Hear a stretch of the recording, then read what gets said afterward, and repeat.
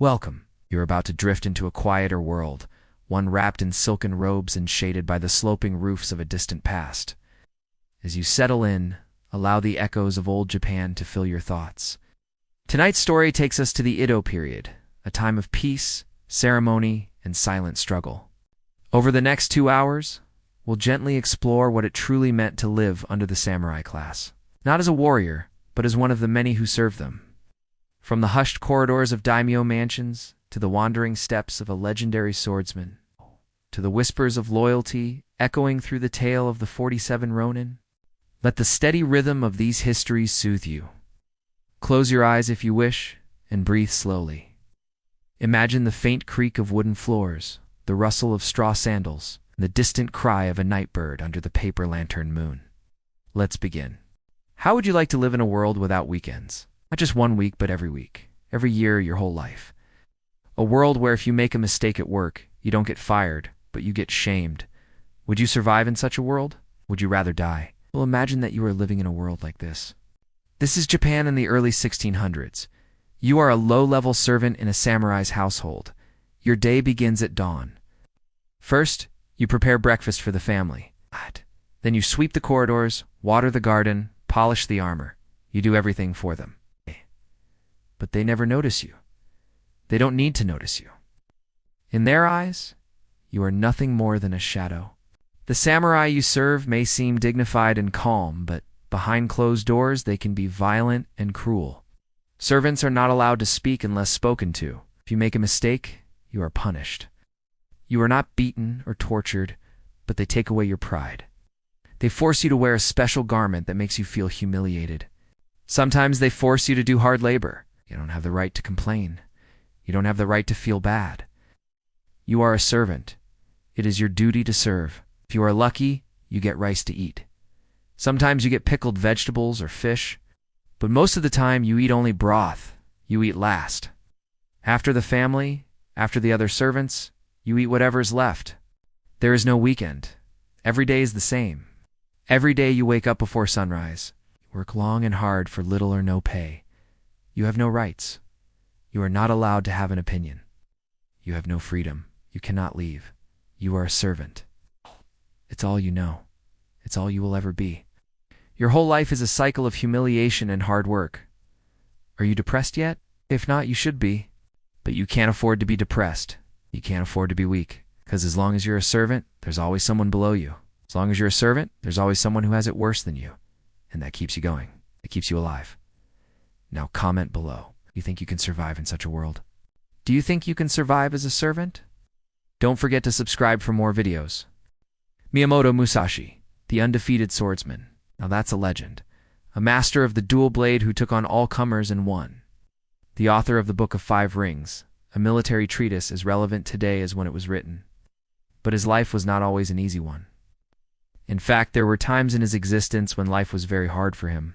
So stick around as we explore how this great warrior dealt with the toughest challenge, being alone. This is part 3 of our series, The Art of Being Alone, where we look at some famous historical figures and how they dealt with loneliness. If you haven't seen parts 1 and 2, then check those out after this one. Miyamoto Musashi was born in 1584, 2 years before the death of Oda Nobunaga. The man who ignited the great battle that reshaped Japan was born in the last throes of the Sengoku period, a time of great disorder and war.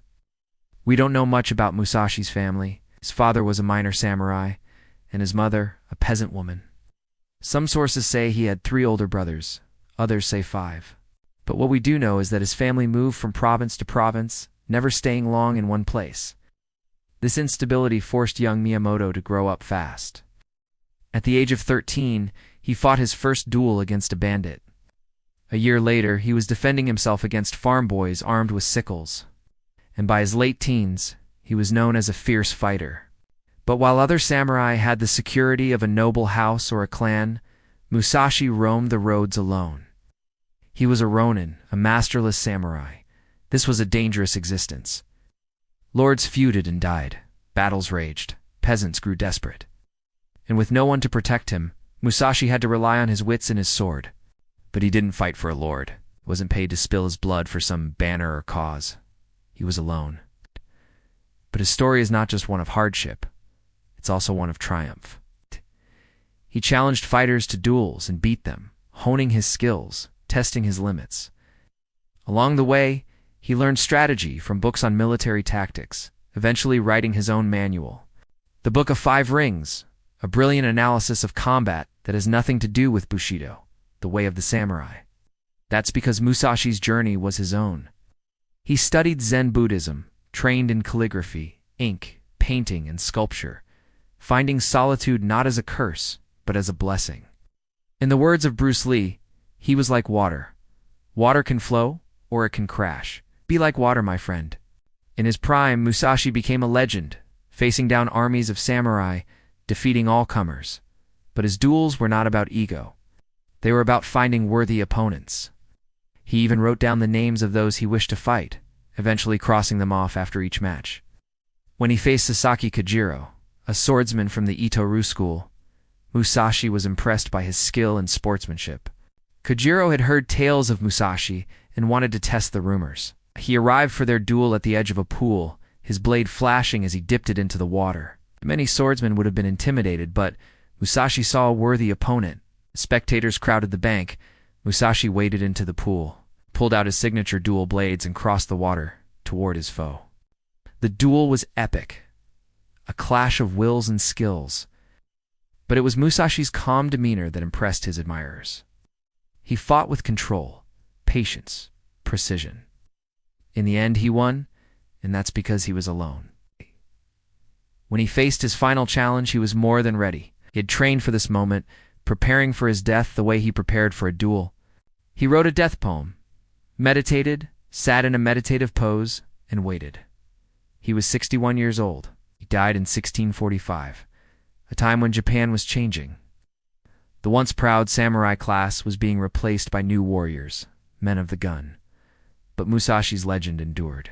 Today, we remember him not only as a swordsman, but as a philosopher, a writer, and an artist. He was a master of strategy, a practitioner of Zen, and above all, a man who walked alone. So what can we learn from Miyamoto Musashi? Well, he teaches us about discipline. He shows us the power of focus and the importance of understanding our opponent. But perhaps most importantly, he reminds us that we can be alone without being lonely. He was a man who found solace in solitude, who made his own path, and who lived on his own terms. If you enjoyed this video, please hit the thumbs up button and subscribe. Also, please share your thoughts in the comments section below. What did you find most interesting about Miyamoto Musashi's story? How do you think his approach to life can be applied to our own? Your feedback is very important to us and helps us make better videos for you. Thank you for watching, and see you next time.